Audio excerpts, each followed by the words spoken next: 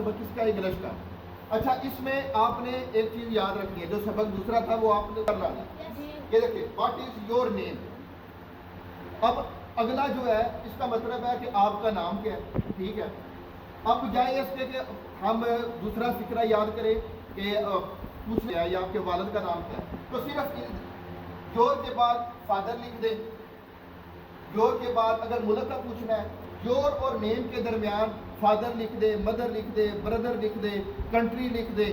کوئی بھی چیز جس کا متعلق پوچھنا ہے اگلے بندے سے وہ ادھر ہے لکھ دیں. سمجھ آ گئی ہے؟ نمبر 2، جب ہم کسی سے ملتے ہیں کیونکہ ہم مسلمان ہیں تو ہمارا پہلا جملہ کیا ہوتا ہے؟ السلام علیکم. کیا ہوتا ہے؟ السلام علیکم. اس طرح جو انگلش میں بولا جاتا ہے سلام کے لیے جو لفظ استعمال ہوتا ہے گڈ مارننگ، صبح کے وقت. اب آپ نے ہر ایک کو علیحدہ نہیں کرنا.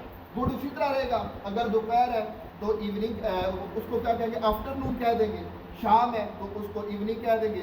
رات ہے تو نائٹ کہہ دیں گے. یعنی گڈ کو اسی طرح رہنے دیں اور آگے جو لفظ ہے اس کو چینج کر دیں. اسی طرح انگلش میں کہتے ہیں تھینک یو. کیا کہتے ہیں؟ اگر کوئی بندہ آپ کے ساتھ اچھا سلوک کرتا ہے کیا کہتے ہیں؟ Thank you. کیا کہتے ہیں؟ Thank you. اور اگر کوئی آپ کو تھینک یو کہتا ہے تو آپ اس کو کہہ دیں ویلکم.